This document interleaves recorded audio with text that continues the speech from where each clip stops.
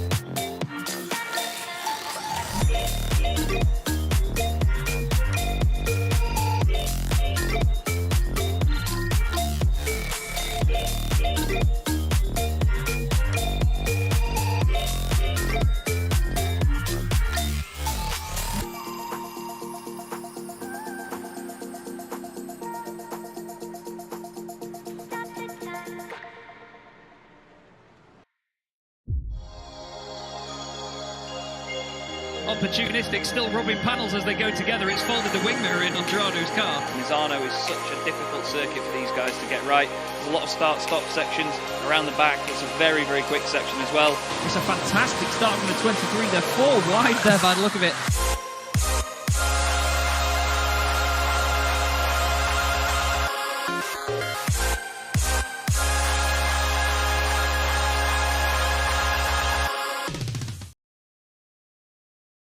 Warning: the following video contains flashing imagery that may cause discomfort and or seizures for those with photosensitive epilepsy. Viewer discretion is advised.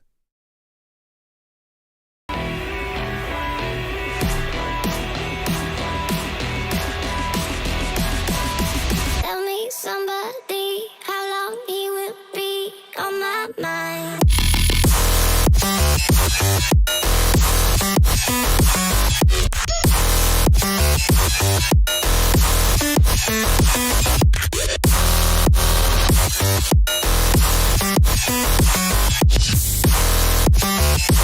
He will be on my mind.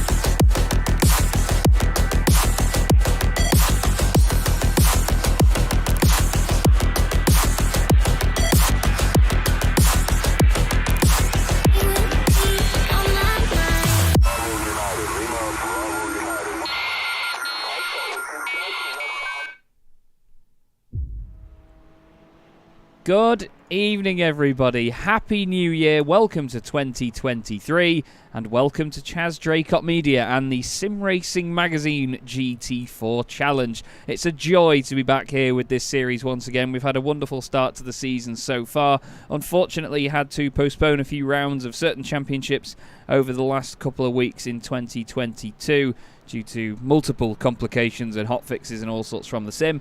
But we're back and we are raring to go here in the commentary box. Not just myself, Chaz Draycott, but the wonderful Ed May alongside me as well. Ed, it actually feels like forever since Daytona, doesn't it, mate? But we've got so much excitement surrounding this round here at Silverstone, the first one on the European Tour section of this championship.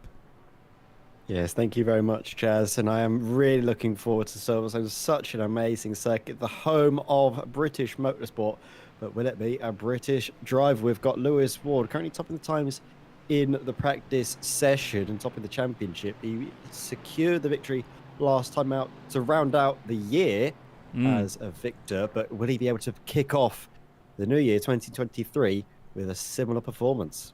Yeah, indeed. I'll tell you what, I think he's going to be pretty hard pressed to hold on to that, to be honest with you. But there we see the championship standings. Lewis Ward, I should say, on 71 points. Callum Brandt on 64. Rob Sharp in third place on 50, but he's only 1 point ahead of Simon Povey, who finished second last time out. Dan McCauley in ninth position is the only driver that has changed car. He's changed to the McLaren for the rest of the season, so the 34 points you see there are not fully reflective of what he has now. He will be on 9 points as of this moment in time, and Apex Racing Academy go down to 80 points, so they no longer hold on to the lead in the Teams Championship on the right hand side of your screen there over RD Sim Sports. So it's going to be very, very exciting to see how these teams go into the new year and how they hold on to their current standings here, Ed, because to be honest, we realised very quickly through the first couple of rounds, didn't we, that there's a lot of drivers to keep an eye on here that maybe fell by the wayside here or there, and they could certainly give us a surprise as the season goes on. I mean, absolutely. There have been some real stand-up performances from drivers up and down the field. Jake Money is certainly the one that caught the eye, as has Callum Brandt, newcomer from RD Sim Sport, who's certainly been very exciting throughout this season. As has Matthias Tem, let's not forget his amazing performance to go, I believe it was onto the front row of the grid at the first round of the season. Not quite had the luck since, but judging by his pace, looks like he could find a way to bounce back. And of course, Mike Horder, who's had a brilliant season, up in 5th place and had a great time out at Daytona. Just sadly lost that pack up in front, but if he was able to keep with them, who knows what he might be able to do, because his racecraft has been absolutely immense this season. It really has. You know, he's pushed the envelope, and after the first couple of races, he was, I think it was after Sebring actually, he said that was only my second GT4 race on iRacing. It was incredibly impressive. And to be honest with you, I think that he is certainly a dark horse for the championship. Looking at said championship standings, though, he is in 5th place, only 7 off Simon Povey. So, dark horse or not, he's definitely up there and able to fight with these guys. It's lovely conditions here at Silverstone this evening. We've got a lovely sunset just over the horizon, and of course we are going to be going racing into the dark. It shouldn't be completely pitch black by the time the race is done. It should just be going a little bit darker near the end, maybe like last time where we had that instant switch over last season, Ed, when for some reason the lighting just all the lights turn on and the sunshine suddenly turns itself off.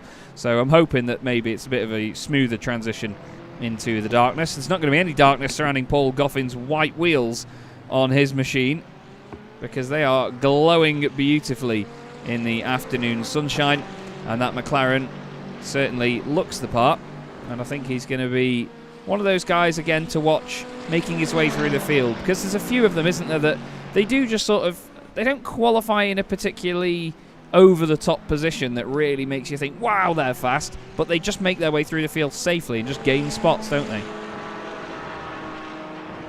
Yeah, they do. And I mean, it's all about gaining positions. Come the end of the race, the only point you get for qualifying is the point for pole position. Everything else is, well, pretty much a moot point, and it's all about just going through till the end of qualifying and getting the best starting position to gain those positions come the end of the race. And Gary Toll has had some real rotten luck so far this season.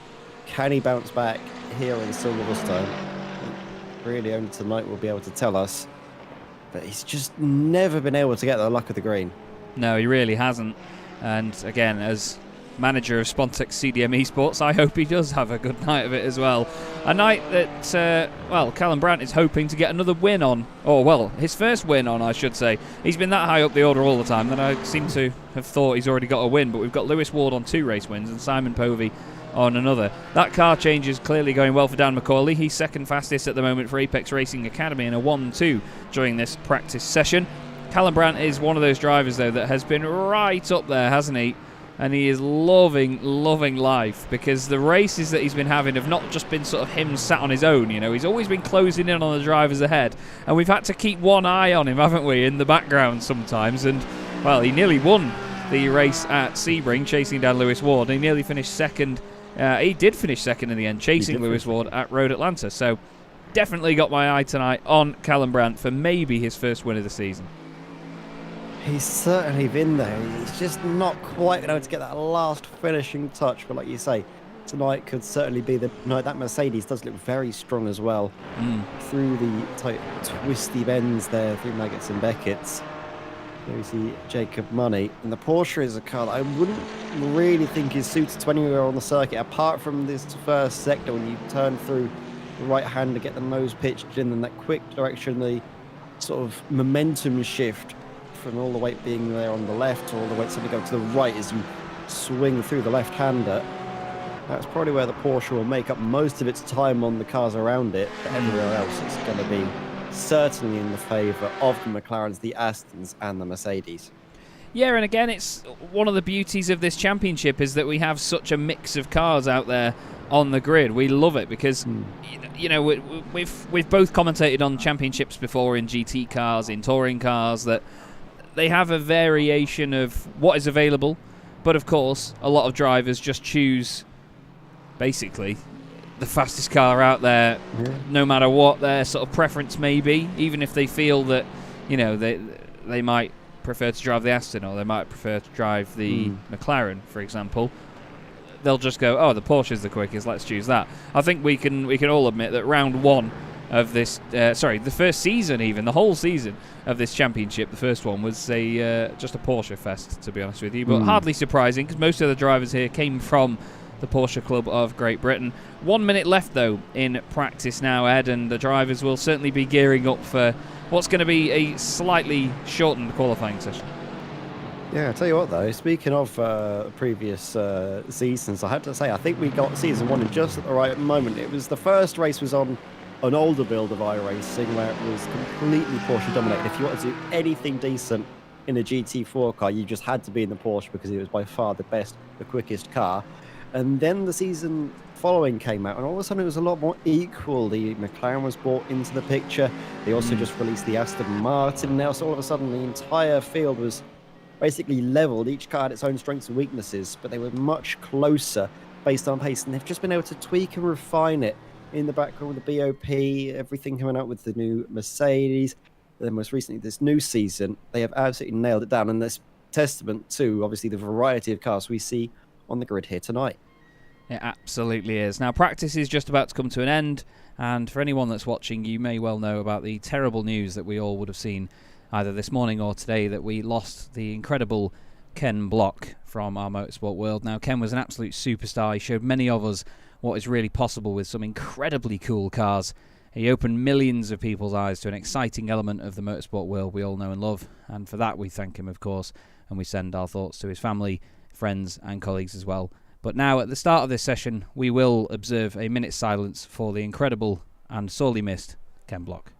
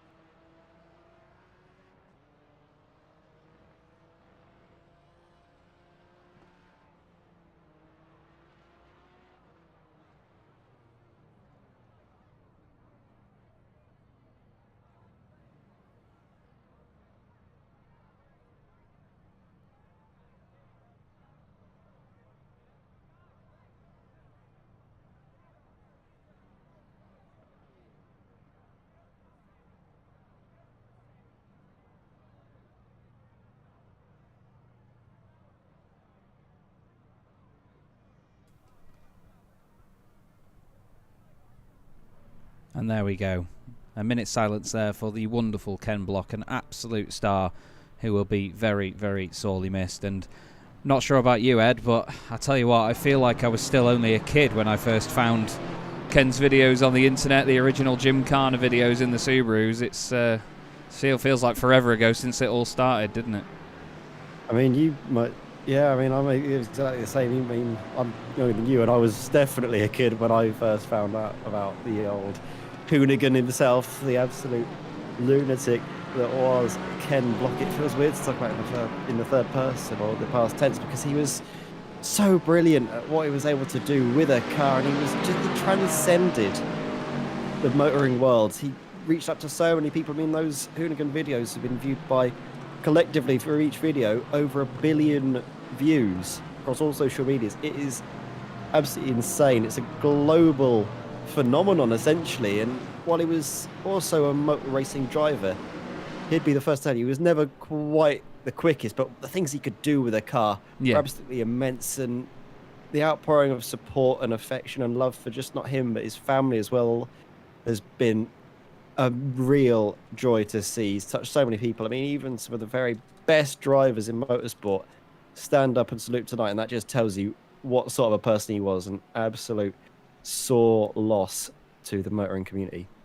Nicely said, Ed. Nicely said. And you're absolutely right. He was just very entertaining. No one had a bad word to say about Ken at all, and we all will miss him greatly. It's just such a shame that, you know, a driver can spend their whole career doing things like Ken did, and then to just have an innocent accident, you know, while you're away, and unfortunately it brings his life to an end, which is just terrible. But we must move on, and the show will go on here in the Sim Racing Magazine GT4 Challenge at Silverstone, and we look here at Lewis Ward, championship leader for Apex Racing Academy in the McLaren 570S GT4. Gorgeous looking car, and it's great to see the variation even just around him on the grid as well. Now let's have a count of the Porsches tonight, because I think we've got a few more. We had one a few weeks ago, then we had two at the following round, actually even three at Daytona. We've got four now. They're multiplying because Peter Brill is back on the grid in the livery that you see from the Porsche 992 Cup car. We've got Peter Brill, Rob Sharp, who's definitely the flagship Porsche driver in this championship for Orris Racing, and then we have Drew Fletcher and Jacob Money from Sapphire Simsport as well.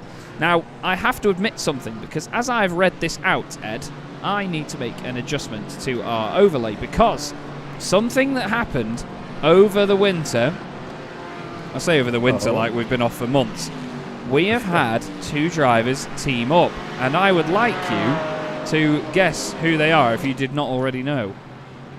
Oh, well, I did remember something I said in Daytona, and potentially it might have come to fruition. Is it Jacob Money and Rob Sharp, who were racing so brilliantly last time out, must I add? But have they finally been able to team up together?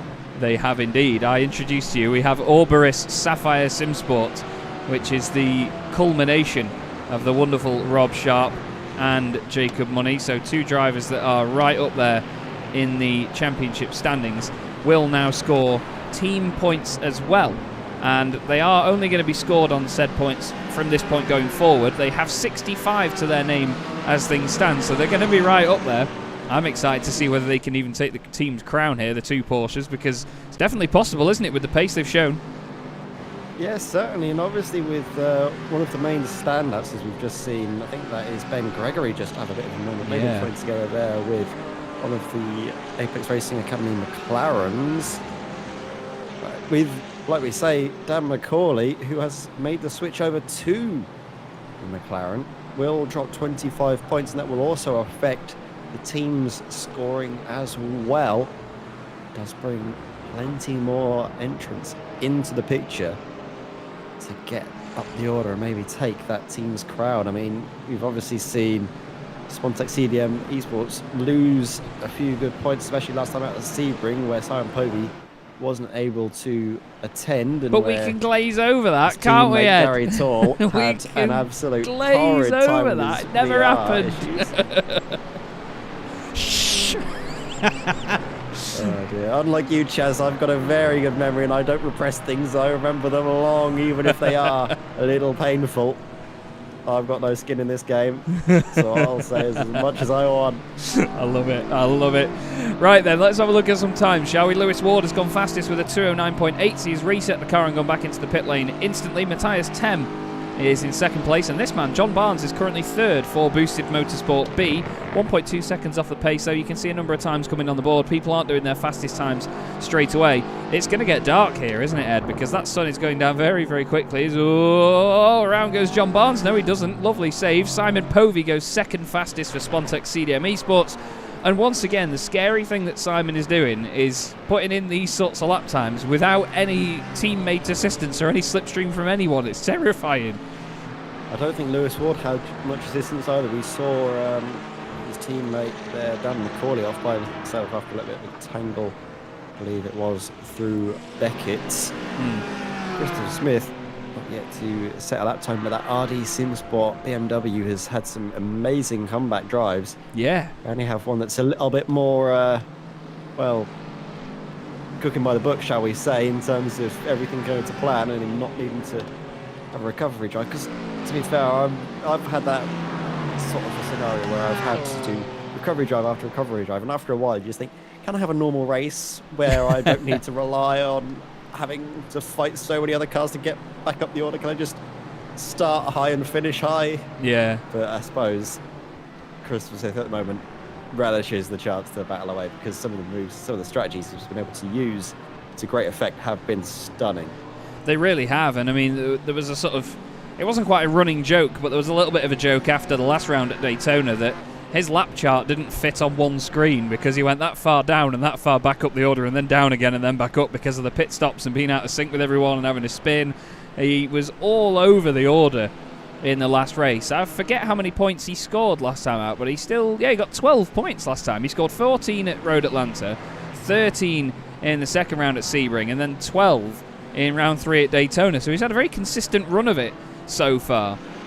But to be honest with you, you wouldn't have thought it based on the fact that he's had incidents at almost every round, or spins at almost every round as well. It's phenomenal entertainment having Chris in the championship. But you just wonder, like you say, cooking by the book. I like that as a phrase for this sort of situation. But if he did have that cooking by the book round, how good would his championship campaign have been? Oof, I don't know. It would certainly be better for RD Simsport and their chances in the team's championship, because it's all been basically relying on Callum Brandt and his ability to get podiums, to get good results. We'll wait to see him set his first lap time of the session. Same with Dan McCauley, two drivers who very good in practice. You'll have to imagine you need to get something special here in qualifying, though, to best Lewis Ward or Simon Povey. Lewis Ward just starts his second trying up of this qualifying session, and Simon Povey came into the pits after their first attempts. Just looking up and down the order now to see if there's any drivers that are really out of sync, and like you say, Jacob Money yet to do a time. We've got Fausto Pinto yet to do a time as well.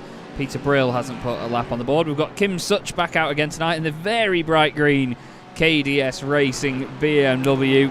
I love seeing this thing out there. Kim isn't the most experienced on iRacing, but he's certainly loving giving it a go, and he's involved in the league absolutely thoroughly as well. Gets involved with everyone having a chat and having a laugh as well. There was actually a moment earlier today that had me absolutely crying laughing, and it was Rob Sutherland, bless him. Rob is a real joker as well. He's great to chat to, and he's a really nice guy all round. But of course we were discussing the minute silence and the drivers staying in the pit lane, and Ben Gregory said that he was going to run a small tribute on the car. Some of them did mention about running the different stickers on the bonnets and so on. The response that Rob Sutherland gave us was, incidentally, if I slide off any of the faster corners in a cloud of tyre smoke tonight, it's a tribute and not a failure of talent. Which I absolutely love. Absolutely love. Bless him. Very, very funny guy. And he's not doing too badly either at the moment. 14th position in the Aston Martin. Number 58. Got Lewis Ward, though, fastest once again by just 97 thousandths of a second. He's towing Dan McCauley around at the minute. Just trying to give Dan whatever he can. Helping him, of course, get up there to the top of the times with him. They were first and second in practice. And, of course, if they can work together for the race, it's oh so important, isn't it, Ed? Because if you can just help maybe fuel save in a bit of the slipstream over the course of the race, or even just sort of swap around and give each other a bit of the tow and try and work together to move away from the rest of the field, it really matters.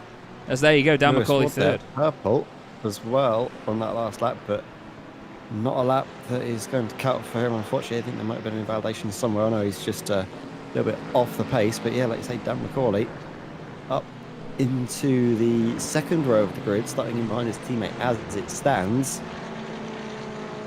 Some of the lap times are coming through as well further down.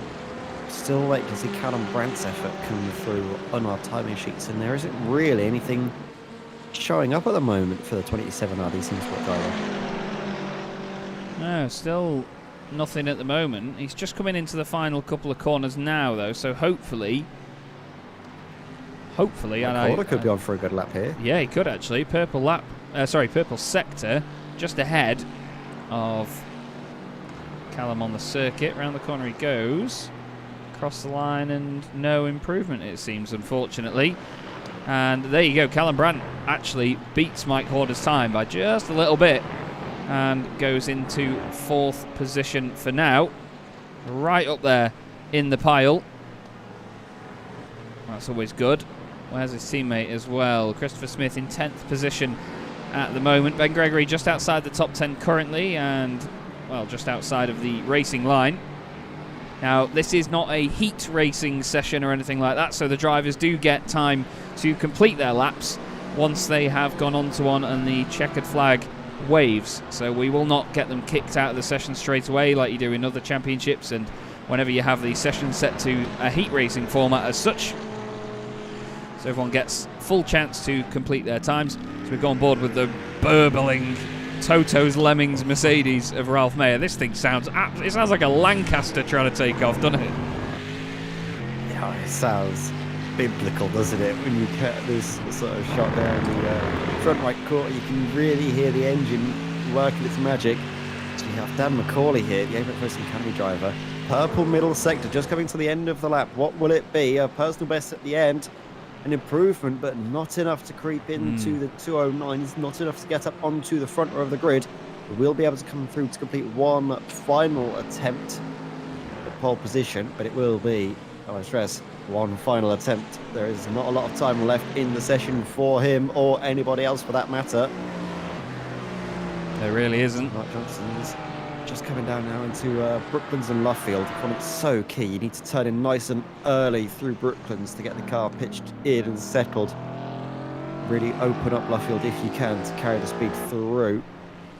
It's so crucial to obviously carry that momentum in these cars, but also to carry the speed all the way down into Copse because it is a flat out run. Dab of the brakes and just turn in nice and early in these cars. They are prone to a bit of understeer. See that they're getting nicely over the curb, carrying so much momentum. Could be a good lap this for Mark Johnson. Yeah, we're not seeing any improvements on the bottom of the screen yet, but that's just because he's not one of the drivers that is going to completely finish their lap, or in chronological order anyway. We've got Paul Goffin around the final corner now, and the McLaren across the line he goes, and he improves up into... Oh, Fausto Pinto 16th. Improves, and Paul Goffin goes 16th. He does indeed. Let's go back to Mark Johnson, who's just coming down the hanger straight now.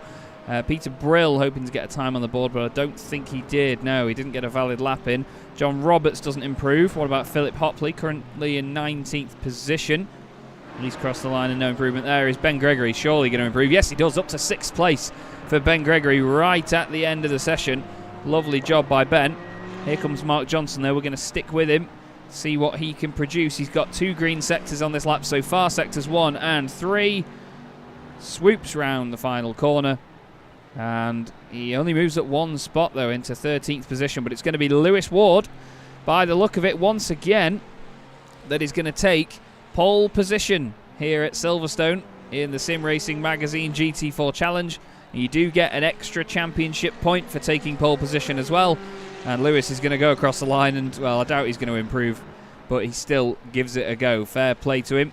Heinz Meyer is partway around a lap, but he will not have time to complete this one, unfortunately. Lewis Ward, well, what a guy. Fantastic performance by him once again. We've got 2 boosted SimSport cars inside the top 6 as well. Ben Gregory in 6th place, and this man, Mike Horder, just ahead of him in 5th position. Another solid performance for them. They had a great time at Sebring as well, if I remember rightly, Ed. Yeah, they really did. It was, I mean, Sebring was brilliant to watch. There was some excellent fighting up and down the field, but as you can see, practice and pit entry, which will be key, of course. Same format as before. 40% fuel limited. These cars, for the course of 1 hour, means they won't be able to go to the end on just 1 stop. You need to make 2. So any time you can shave off going in and out of the pits is going to be key for the race, and that was what we saw for Lewis Ward using those pit stops to excellent effect at Daytona. Yeah, that's it. You've got to play to the strategy in races like this. They are an hour long, so there's plenty of time for things to work out, or for not to work out in some cases. There was actually an improvement there by Heinz Meyer. I apologise to Heinz because I said he wouldn't have time to complete a lap, and he actually went on to not just complete the lap, but improve on the time that he'd set. Peter Brill has gone into the pits. Fausto Pinto is still out on the circuit, but going very slowly, and he is going to be the last car that will now disappear and go back into the pits. A wonderful sunset here at Silverstone for the 4th round of the Sim Racing Magazine GT4 Challenge here on Chaz Draycott Media with Ed May in the commentary box. You can hear the crowd is roaring away here at Silverstone, ready for some action. Hope you all are as well in the comments sections, wherever you may be, on YouTube, Twitch, or Facebook. It's great to have you all with us this evening. I see my friend Dave Goddard in there as well, Tim Perry, Rob Sutherland also, and Ryan Penny also giving us a comment. And Victor Oliveira as well over on Twitch watching. Good to see you this evening, mate. And we've got the gaming side of things asking about Tower Simulator 3. Not the time for that right now, I'm afraid, Sunshine. We're busy. But I do not have any idea, Ed, who I would put my money on for this race. Do you? Yeah, I have no idea. I think momentum is going to slightly favour Lewis Ward with that pole position. Also with the fact that last season this was not Simon Povey's strongest circuit. But can he break the duck and also secure the first victory of 2023 in the Sim Racing Magazine GT4 Challenge? We will find out, well, in about an hour's time, because they're lining up on the grid. I don't know if that was a sly dig at Simon or not. It's not his strongest track because you won it. Oh, I love that. Simon will take that in jest, I hope. Lewis Ward then is on pole position. I couldn't get my words out then. 209.814, solid lap by Lewis. He's alongside Simon Povey, reigning champion, on the front row. Callum Brandt and Dan McCauley make a very exciting second row as well. Same goes for Mike Horder and Ben Gregory on row 3. Then it's Mydas Simulations alongside Gary Tall on row 4. Rob Sharp and John Barnes complete the top 10 here at Silverstone. Christopher Smith is 11th alongside Stuart Clark in the BMW. That's actually a full BMW row there on row 6. Then it's Mark Johnson and Jacob Money. Was expecting to see Jacob a little bit higher up the order. Paul Gosling 15th alongside Paul Goffin. So if you're Paul and you like the word go at the start of your surname, get on row 8. John Roberts is 17th. God, what am I saying? 18th place is Rob Sutherland. Then we've got Kim Such in 19th alongside Philip Hopley, who rounds out the top 20. Ralph Mayer and Drew Fletcher make up row 11. Then it's Tom Weston and Fausto Pinto on row 12. Heinz Mayer is 25th ahead of Ryan Penny in 26th. And then Andy Marston for SRM Racing Team A and Peter Brill for B Brill are 27th and 28th on the grid. And we're just about to get going now, Ed. It's going to be a wonderful sight here at Silverstone. I'm super excited for this one. Cannot wait. Neither can I, Chaz. Neither can I. There's a few drivers I'd like to just shine a spotlight on briefly before we get going with the green flag. And that is Mydas Simulations, who's starting all the way down in 7th place. Not the best qualifying from him, but if we just take the practice standings into account, he was way up there, just 2/10 off of Lewis Ward. So expect a little bit more from him. He qualified 8/10 off of the eventual pole sitter, so not quite the qualifying he was hoping for. Same as well for Dan McCauley. He's starting down in 4th, but watch out for him because he was pretty much equal with his teammate when they had plenty more time to set some laps. That they will have now is they've only got to come through Club. We go racing. We will indeed. It's the two McLarens on the front row. Callum Brandt, who says this is one of his worst circuits, qualifies 3rd and is right up behind Lewis, ready to go. And the 4th round of the Sim Racing Magazine GT4 Challenge gets underway, and Ben Gregory instantly moves over to the right-hand side. Callum Brandt's had a nightmare. Simon Povey trying to go around the outside of the first corner of Lewis Ward. Doesn't work, and Gregory and Mydas Simulations are both around in the background. Somehow most of the cars avoid them. That's unbelievable. It was a big old spin, and Callum Brandt's around. Callum Brandt is off and into the wall. I can't click on him because he's going down the order too quickly. There's a few more cars there overdoing it on the brakes as well. Rob Sutherland. Smith, the teammates collided. Oh, he did, didn't he? Because I thought I saw a BMW going sideways. And has there just been another touch with Callum Brandt? No, I don't think there has. John Barnes is now going down the order. Kim Such is backwards in the middle of the road. And he's been hit by somebody. One of the Aston Martins, I think it was. There's even more contact. Philip Hopley's now been spun around as well. Off the road and again clipped by the Aston. Unbelievable. We've got the 3 McLarens still holding on at the front of the field, though. Lewis Ward, Simon Povey and Dan McCauley. John Roberts has gained 11 spots already. God, there's yet more. There's more carnage. I think Andy Marston's just been collected there by, might have been John Barnes rejoining the circuit. He's kind of has to rejoin there or nowhere because you can see that Almco barrier sticking out, and I don't think the drivers around were quite aware of what's going on. Andy Marston, that is trip to the bits. Unfortunately, that suspension is completely smashed up. Yeah. Further up the front, though, drivers that have really gained from this. Fausto Pinto up 14 positions, kept his nose clean, and is way up the order. That's it. Yeah, mad stuff in it. Just to put a real highlight on this, we've got 11 spots gained for John Roberts, 14 for Fausto Pinto, 10 for Ralph Mayer, 13 for Ryan Penny as well. They're having an amazing time. We've got Dougalvitz in the chat asking, is this PUBG? To be honest, it was almost like a PUBG lobby. There were that many people dying in that. Let's have a quick look at what happened to cause all this. I think we've just had a car go off again. Yep. Sounded like somebody made a mistake. Was it Mark Johnson? Mark Johnson. Yeah, he was dropping places. Stuart Clark. Stuart goes into the pits as well. Flipping heck. So this is what happened with Ben Gregory. I'm trying to scroll it back to the start of the race, and we'll have a look at Ben Gregory. So keep your eye on the pink and white Aston Martin, 3rd row of the grid. Callum goes absolutely nowhere, just about misses out on the jump before the start. They're 3 wide in many places, and I think Mydas maybe just kisses the back. Yeah, he hits the back of Ben. No, sorry, that was Mike Horder. That was Mike Horder was the other car. And then if we go to Callum Brandt, he rejoins and then hits the side of his teammate. There's a big off for Jacob Money as well. He goes across the front of one of the Aston Martins, which I think was maybe John Barnes. That's Kim Such. Kim's been turned. Not really much could be done there, though. Yeah, John Roberts, I think. Or is that John Barnes, actually? No, it's John Roberts. John Barnes. Yeah, John Barnes. Sorry. And then it's Mydas Simulations that hits Kim Such. We're then going to go further down the road and see what happened to Philip Hopley. He had contact with Drew Fletcher. So many cars getting hit this way and that way. There's Some John of them Barnes slowing again. down. And this is the rejoin.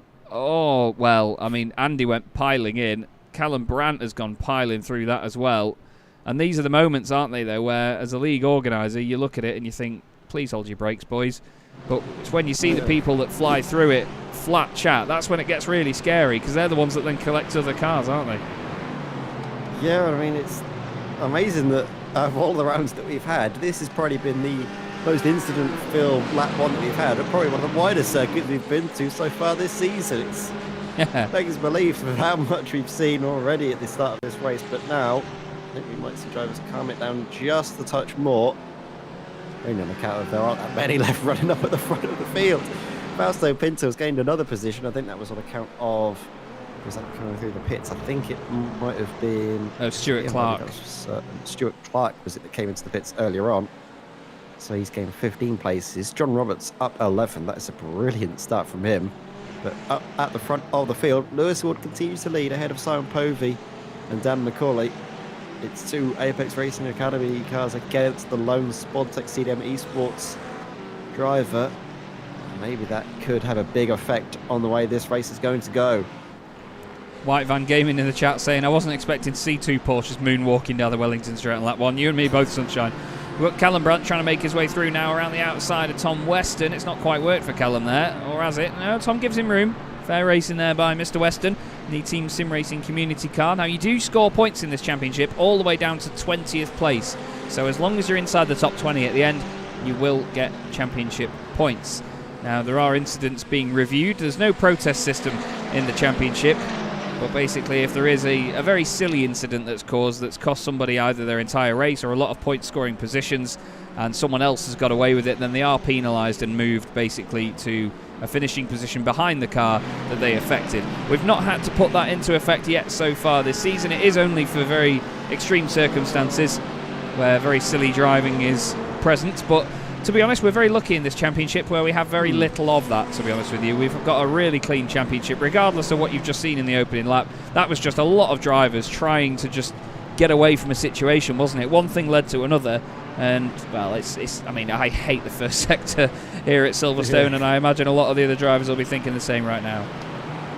I mean, maybe they took something that we were saying earlier on, maybe getting the new year off to a bang, and they took that maybe literally rather than figuratively, with the amount of crashing and barging and literal banging that we just saw up there. It's not necessarily what we were hoping for, but regardless, we've certainly had some fireworks already tonight.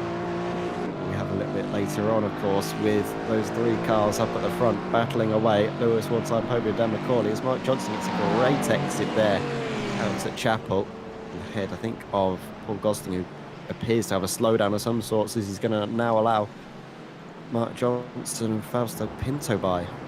Yeah, Paul Goffin going through there on his right-hand side as well, and just behind him he's going to have Ralph Mayer, who's gained 10 places in this race so far to move up into 11th. So he's gone from outside the top 10, outside the top 20, just into it. We did have a moment for Ryan Penny not long ago. He had a spin and an off through Maggots and Beckett's. This is Rob Sutherland trying to go past him. I think he's tried to just give Rob a bit of room. Got in a little bit too hot, and as he rejoins in the car, just bites and finds the grip. Just over rotates, unfortunately. And the Mercedes goes around. At the front of the field, though, it's very close. Lewis Ward did the fastest lap of the race last time round, and just 2/10 slower than him. Both of them were Dan McCauley and Simon Povey. So Simon Povey is the meat in a Spontech CDM Esports sandwich right now with Apex Racing Academy flavoured bread. And just behind them, 1.5 seconds back, look who it is. Once again, Mike Horder doing a very strong job in the Aston Martin. And to be honest, Ed, I think he got very lucky not to be around in that first corner incident. Yeah, he had obviously been up on the inside, being such a tight, narrow line in towards Abbey at the start of the race on cold tyres. He is going to brake early. I think the tyres maybe just slightly misjudged it, which is what kick-started all of that kerfuffling, but it's easily done at the start. You're racing so closely together, and one car gets a bad start, that puts everyone else out of the order, and I think it is just one of those things, a pure racing incident. But Mike Horder, like you say, very, very lucky to get away from all of that in one piece.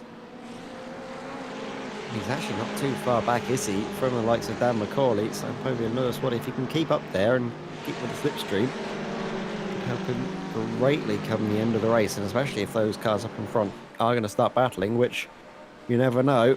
They might just do. Dan McCauley could get the message from Lewis Ward to say, right, if you can maybe break the toe with Simon Povey from me, that'd be a great help. But at the moment, Simon's really sticking to the back of Lewis. It's going to be so tricky, isn't it, for him to get away from a driver that's as quick as Simon. Yeah, look at the way that Simon got on the brakes a little bit earlier there, just to tuck the McLaren into the right-hander before club, just to get the nose in that little bit extra. It's so cool to see these three drivers all very quick, racing one another in such close quarters, especially considering that the race is an hour longer. We've nearly done 10 minutes and they are all separated by 1.1 seconds. We've got a hell of a train further down though, behind Fausto Pinto. He's got Paul Goffin, Paul Gosling, Ralph Mayer and Rob Sutherland immediately behind him. Then just a second and a bit back is Stuart Clark, Ben Gregory, Matthias Tem and Christopher Smith, all teams that love to be called SimSport. We've got Boosted SimSport, Fury SimSport and RD SimSport. Which one will be coming out on top? Matthias Tem and Ben Gregory, both involved in that early incident, but quite fortunately enough, they're still only 8 positions down from where they started. Very true You'd indeed. imagine that they'd be very eager to maybe get back up to where they were at the start of the race, but of course, there's a sizable gap to those positions further up. I mean, Mark Johnson has got nearly 4 seconds over Fausto Pinto. I was just all about making those gains now, I think, before the field properly spreads out. Sorry, Chaz. It's all good. I was just enjoying the blimp view, to be honest with you. Just great to see so many cars in one shot, but we don't even need it because there's so many cars in shot here as well. Rob Sutherland now getting close to the back of Ralph Mayer in the Mercedes, and further up the order there, Paul Goffin having a go at Fausto Pinto down the inside. He says everyone had a go at Lewis Hamilton, saying you don't overtake here. Watch this, says Paul Goffin. Puts his nose down the inside, but he's compromised himself now. Gosling is going to be trying to make the move. Suddenly, Paul Goffin goes from being the attacker to the defender as they go through Maggots and Beckett's. Very scary part of the track in a GT4 car. It's easy to lose them through here. So close behind them as well. Ben Gregory all over the back of the BMW of Stuart Clark, and he cannot linger here because he's got Matthias Tem crawling around all over the back of him as well. These two started together on the grid, and even Rob Sharp as well, who got caught up in all of the start mayhem. He's lost 8 places at the start of this race. So too have Ben Gregory and Matthias Tem. There's Rob Sutherland going round the outside of Ralph Mayer. Ben Gregory tries to follow him through there, but no, nothing doing. Great battling though through the mid-pack. This must be very busy from a driver's perspective. Here it is, Ben Gregory. They're just covering the inside. Big send. I'm sure he's not either going to run into the back of anyone else or obviously not running to the side there of Ralph Mayer. That was a very lovely send up the inside in towards the Bell chicane. And now, here we go, Matthias Tem along the inside in towards Abbey they go. Matthias coasts the car and hits that apex really nicely, can carry plenty of momentum. I believe he's got that move done well in time for Village, which he does. Lovely stuff. In fact, actually, I think we just saw Stuart Clark get the move, as well as Christopher Smith. Ralph Mayer losing out several positions in just a couple of corners. Yeah, I think Ralph at this moment in time, he's just trying not to get in the way of them, to be honest with you.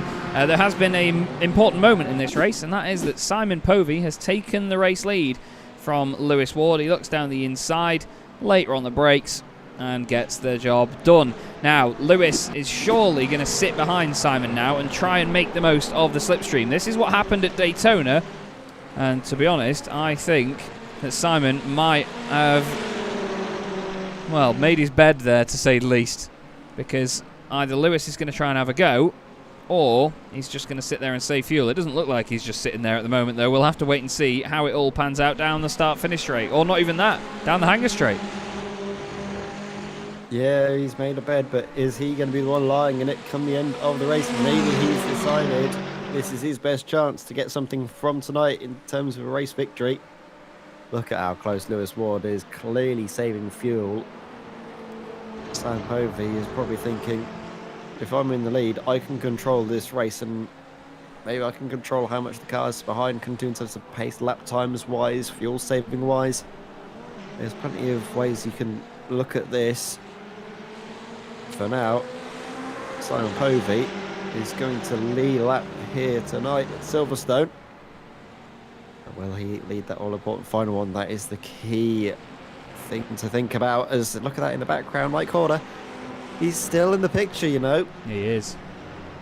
Absolutely. He's not going anywhere right now. Neither is this battle by the look of it as well. We've got Paul Goffin behind Fausto Pinto. Then we've got Rob Sutherland, Matthias Tem, Ben Gregory, Paul Gosling, Christopher Smith, Stuart Clark, Ralph Mayer, Rob Sharp and Callum Brandt. Look at this lot, all glued together. There's a massive train of them. This is excellent stuff. We're going to stay on the blimp camera for a moment just to get a good perspective on what's going on, and that's Christopher Smith trying it on Paul Gosling. The 3 BMWs all together. He gives him a bit of a bump in the rear, maybe getting a little bit impatient right now is Chris. Does look down the inside, and again he lets off the brakes. There's a move in front as well, as Ben Gregory is now side by side with Matthias Tem. The two of them glued together in the Aston Martins. Aston Martin Civil War against BMW Civil War. They've even got Stuart Clark waiting in the wings here as well with these pair to complete their battle. Then we've got Ralph Mayer, Rob Sharp and Callum Brandt behind that. There's so many fast drivers coming back through this group here, Ed, that this could get really messy really quickly, but they're doing a good job so far. Matthias Tem must have had an absolute mad lap. He's gained several positions in the course of just this last lap, now up into 11th position. I believe at the start of the previous lap he was in 15th or something like that, so he certainly gained plenty of positions. Gotten ahead as well of Ben Gregory. Those two are so evenly matched on pace. We've already seen them battling more than a few times this season. Certainly going to be treated to yet another. Look at that, very wide out the corner. Matthias Tem needs to be careful not to get himself a slowed up penalty. I think he got away with it there. He comes in towards Brooklands. Well, not Brooklands, Lufford, Maggots and Beckett's. My mistake. And then it's all about just turning him nice and early for this right-hander. He's going to have a good run here on the RD Simsport Aston Martin. Really nice exit this from the Dutchman. It looked like Paul Goffin got a little bit of a wobble on, you know, as he came out of Chapel, but he did collect it all together. Didn't really lose out much in terms of a run. As Rob Sutherland has to be very careful not to squeeze Tem into there. There is contact with Goffin. Oh no, ooh. Goffin's off in, and he's off into the gravel and then across the grass, and well, 3 into 1 just did not go there, I'm afraid. It was very nip and tuck, and Paul is the one that loses out in that situation. Let's have a look again. Just a small tap. It was the tiniest of taps, wasn't it? Let's have a look at Ben Gregory here as we go on board. You'll see there's the contact one way, then the other. Hello, Paul. And off he goes. That's a real shame. I think there was also a light bit of contact there between Matthias Tem and Rob Sutherland as he made the overtake that might have forced him off slightly wider into the path of Paul Goffin. But I think it was more just Matthias Tem. He had the right to the inside, and I think Rob Sutherland just slightly squeezed, maybe slightly turned in, and it's just a few little moments here and there that have big effects on those. Oh dear, 2 RD Simsport cars close together. They've already had one moment where they've collided. That was Christopher Smith and it was the Mercedes of Callum Brandt that are coming together. And this time Christopher Smith, I think, yields more than anything else to Rob Sutherland at this moment in time.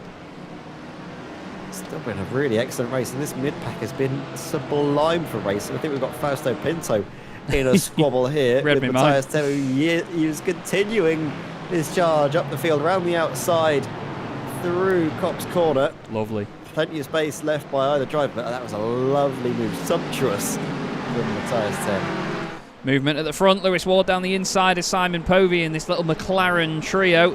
Lewis Ward, championship leader, goes back to the front of the field, and Fausto Pinto is dropping down the order. Fausto is off at Maggots and Beckett's. Has he been turned around there, or has he lost it himself? I mean, you don't really lose it that easily around there. I think he might have been pushed. I don't think he jumped. Gets a flash from Ben Gregory. Oh, Ben just goes down the inside, and Fausto, well, gets completely disposed of through there. Let's have a look at it again. So this is Fausto getting overtaken by Matthias Tem. It was a lovely move by Matthias, wasn't it, Ed? Just all the way around the outside, but then I think maybe Ben just got a little bit too impatient, unfortunately, and didn't account for the difference in pace into Maggots and Beckett's. We'll have a little look here just to see. In comes the boosted Aston. over the curbing. Oh, that's poor. I mean, sorry, Ben. for me, Fausto's just sent completely offline, and is at that point you're committed. If you get thrown offline, you're going to be slower, and the only thing that Ben can really do is committed to the apex.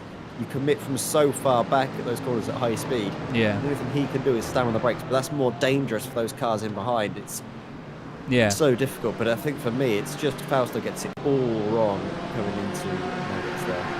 Yeah, and I think maybe Ben's tactic of flashing the lights did work in putting him off, but in the long run, didn't really help out massively. Jean Roberts, by the way, still in 6th place after gaining 11 places, and it's great to say as well, I'm happy to say this, that Gary Tall, he may be very much on his own round here at Silverstone at the moment, but touch wood when I say this, he's having a clean race and he's in a good point-scoring position. That's 2 Spontex CDM Esports cars inside the top 5. I'm just saying it and not me, Chaz.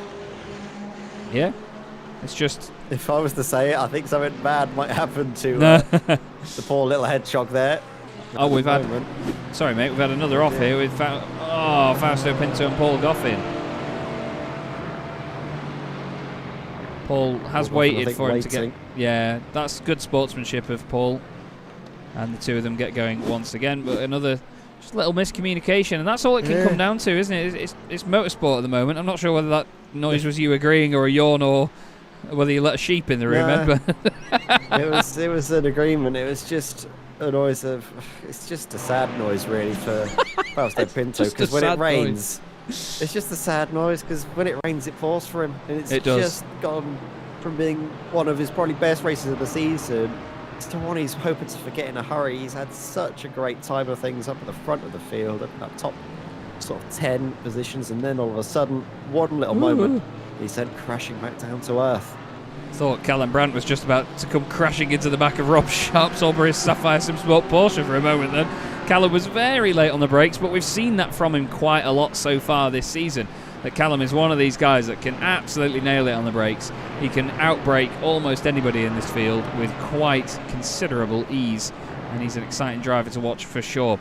Rob Sutherland is going to become a very exciting driver to watch as he tries to hold off this gang behind him. He's 10th at the moment, 8 places gained. He's got his teammate Christopher Smith, then Stuart Clark, 2 drivers that started where they are currently in this race. Scratch that. Christopher Smith down the inside is going to gain 1 place total as this race has gone on, and Stuart Clark's going to try and come through as well in the BMW. He says, thanks very much, mate. Let one BMW through. Let's have another. Oh, a bit of contact as they go down the straight. That was very scary indeed. Glad they got out of that one. But you can tell Stuart's just trying to crowd Rob over there. He's saying, you're not getting any help off your teammate, Sunshine.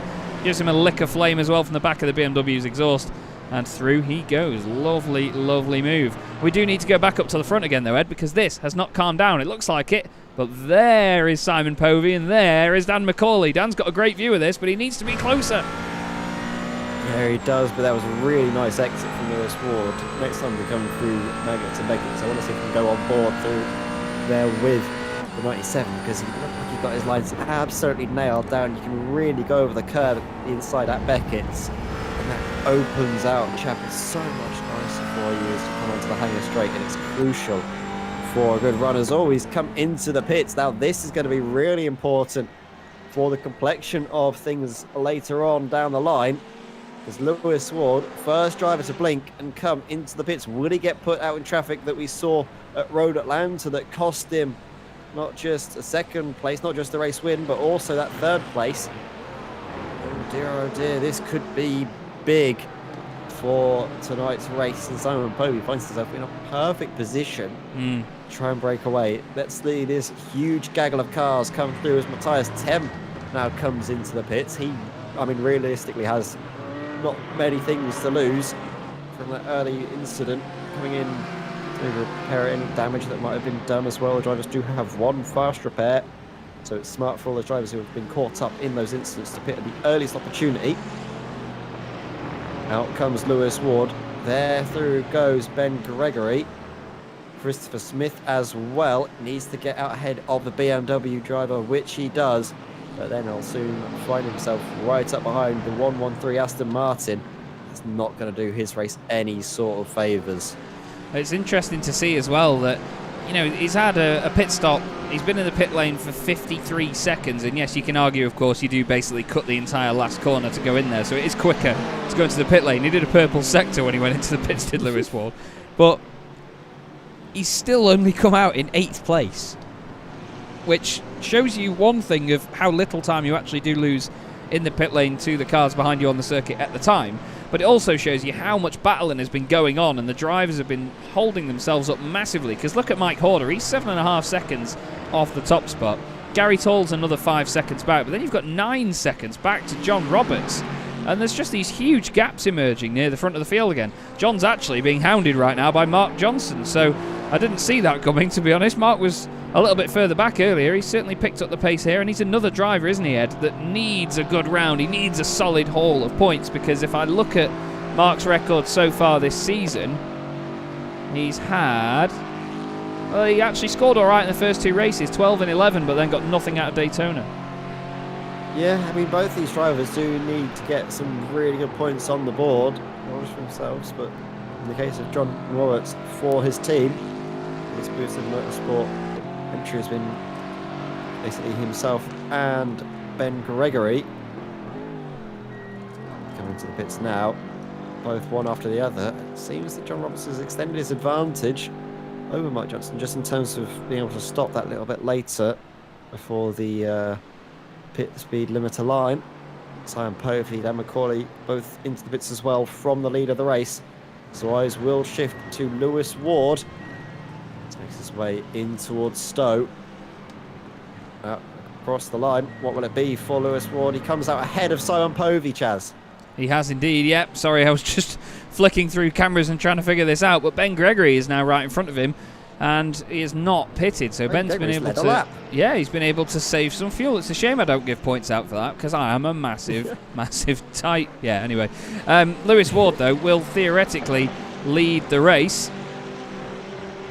and he's going to be hoping now that Ben Gregory doesn't hold him up. But once again, he was in the pits for 2 seconds less than Simon Povey, and that's in his pit box as well. He was in the pits stationary for 21.92 seconds. Simon Povey was stationary for 23.95. But I think Ben Gregory is going to be doing a favour right now for Lewis Ward, to be honest with you. I think Ben Gregory's doing more of a favour for Simon Povey, because if Lewis Ward was able to get ahead of Ben Gregory, he might be out of slipstream range. He might have been able to break the toe, but as it stands, Simon Povey's catching back up and is now certainly well within slipstream range, and is going to only get closer and closer through Maggots and Beckett's. This is going to slow Lewis Ward up massively. There's a tap of the brakes there from Ben Gregory. He realises, I don't want any part of this. I'm getting well out of your way. Don't want to deal with this. This is too much drama for me. I'm about to come in. So Lewis Ward guides his car beautifully through the best sector in British motorsport, if not the world, and fight me for that. Maggots and Beckett's brilliant section of corners. Simon Povey now needs to get a bit of a move on. He certainly does. Now, I've just been warned by my streaming software that we're dropping a couple of frames here and there, and I do apologise for that, everybody, but I'm not quite sure why it is stuttering. I've just checked what's uploading and downloading and doing all sorts of manners of rubbish on the network, and there's nothing else doing anything, so maybe we're just close to the limit of the bandwidth right now. So I've just lowered it down a little bit to hopefully get things a little bit smoother. And Lewis Ward, now he's got rid of Ben Gregory, is hoping that things are going to get a bit smoother as well. He's doing a smashing job right now, is Lewis. He's got that gap over Simon, 1.5 seconds. But importantly, Dan is not close enough to do anything about Simon either. Dan's going to be loving the fact that he's got this McLaren change out of the way, because he's going to score some decent points for tonight. It's not going to completely make up for the difference, but he, I believe, is more focused on making sure that they can take the team's championship. He was asking about it after the last round, and I know that that's going to be a big focus for the Apex Racing Academy for the season ahead. John Roberts still in 6th place and still with Mark Johnson all over the back of him now. Ed, great stuff going on here in the midfield as well. This is a really little tasty battle going on between John Roberts and Mark Johnson. Mark Johnson from a long way back in towards Village. He's alongside. Credit to John Roberts for giving the space as they come up towards the loop. The late apex from Mark Johnson could be the difference maker as they power down through Aintree and onto the Wellington Straight. They continue on nose to tail. Mark Johnson against John Roberts. He's going to come out on top. Up the inside now, in towards Brooklands advantage. Mark Johnson goes in nicely, but all the way around the outside, doesn't matter. He's closed off any sort of run up the inside through towards Luffield. Lovely little move that by Mark Johnson, set up from that beautiful little dive all the way in towards Village. Yeah, that was tasty, wasn't it? Very well managed manoeuvre that by Mark Johnson. I'm sure he's going to be over the moon with that one as they go now down towards Copse. Very scary corner. Very difficult to get right in cars like this as well that haven't got all the power in the world and all the downforce in the world. They feel very heavy around there. Here's Callum Brandt in 8th position. Obviously lost a lot of ground earlier on in the race. He's done a purple first sector on this lap though, so this is once again Callum coming into his own, isn't he? Once some of the pit stops get out of the way, Callum just turns something on and starts absolutely flying. I'm always here for it. This is brilliant stuff. Yeah, he's been running with a lot of damage as well from the beginning of the race with that contact involving his teammate. Rejoin, of course, in towards Farm Curve and Village. Look at the car just coasting in towards Stowe. Perfectly kissing the curb on the inside. Powering out nicely as well, using all of the track that he's allowed to. And in towards the Vale chicane. Again, just judging it nicely. You need to really open up the right-hander. Getting the power flat out all the way through here. What would it be for Callum Brandt in terms of lap time? Very nice lap indeed, a 2:10.3. Matthias Tem actually in behind, going faster than Callum Brandt. Personal best of the race for the Dutchman.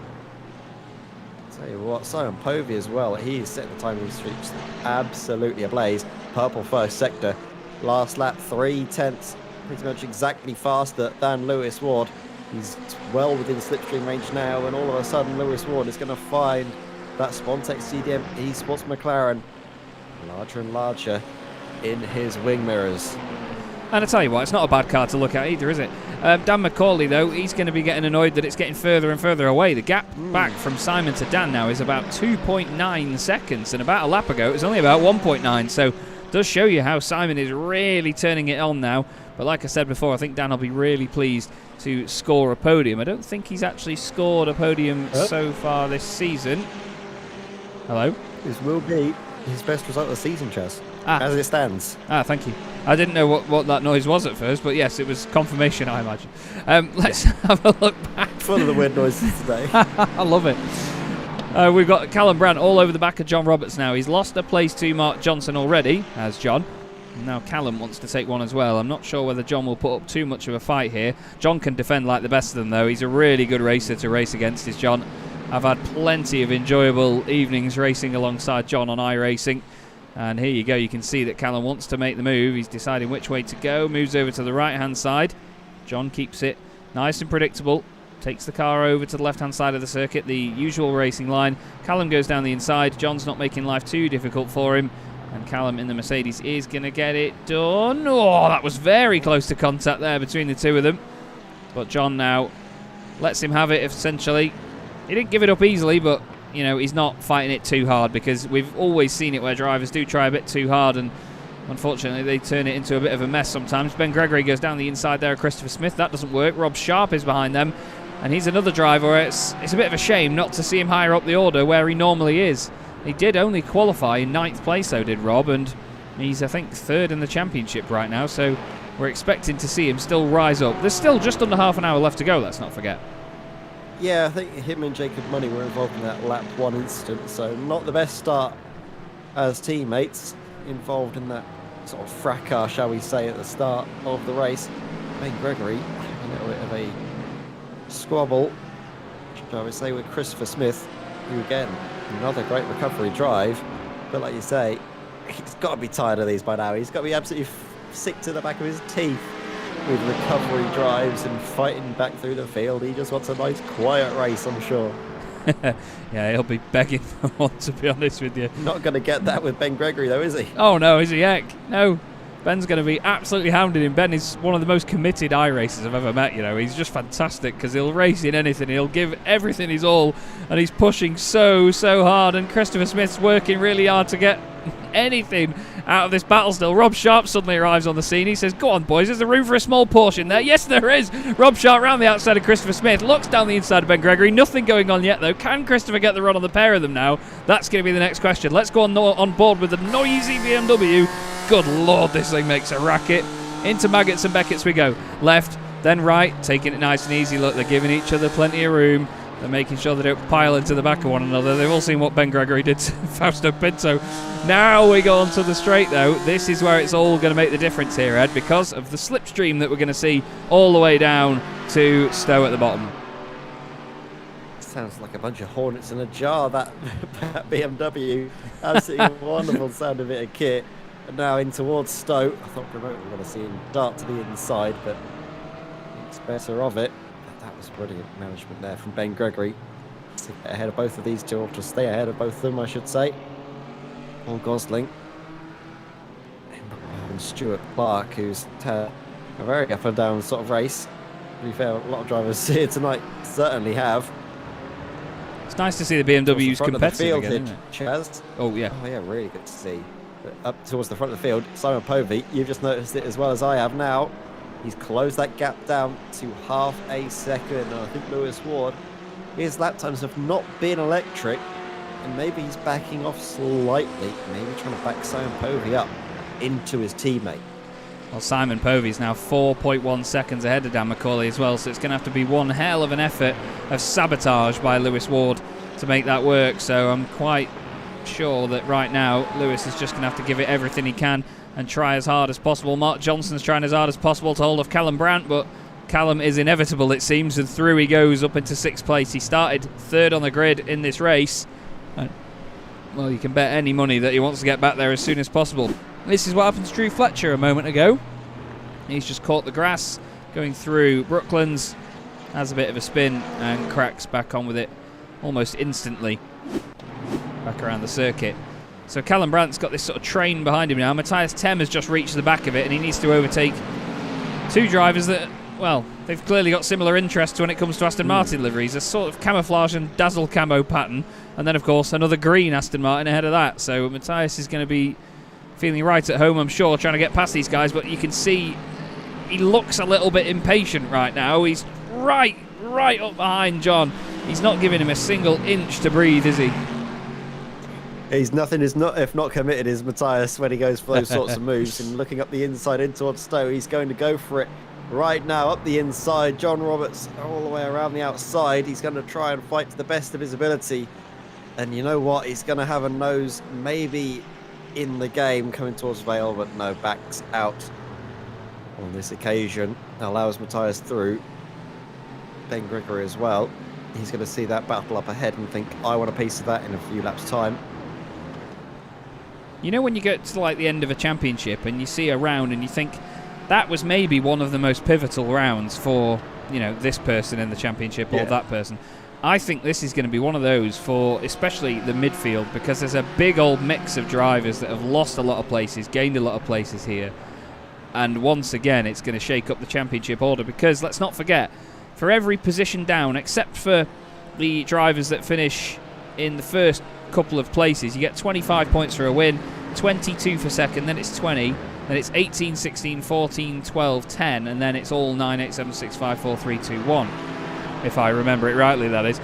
But because of that, there's only a couple of points between every position, so a lot of the drivers are going to be all very, very close. We're going to have a lot more people tied on points once again after this round of the championship. I'm super excited to see how it all shapes out. Just wanted to show a bit of this. Heinz Mayer and Ryan Penny right together. Now, Ryan and the two Mayer brothers constantly battling on track together, and Ryan spent pretty much most of last season wedged between the two of them on track, and he's still got Heinz Mayer shining the headlights of that Mercedes straight into his rearview mirror. I know the pair of them will be chuckling away as this goes on, and I thought I've got to get it while it's happening.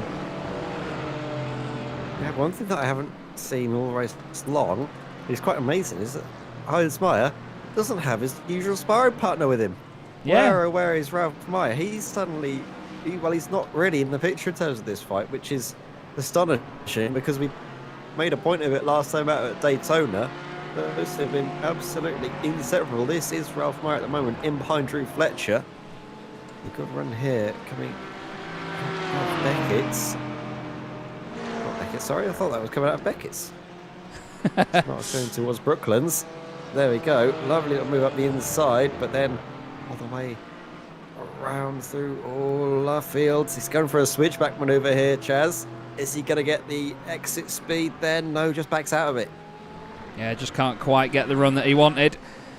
Simon Povey's going to hope that he can get the run that he wants, though, because Lewis Ward now, well, they are absolutely together. They're just coming into the same bit of circuit we were just watching, actually, as they now come into Brooklands. And around the long, sort of feels like a double apex left-hander, but it's just one apex. You just have to take it very, very late.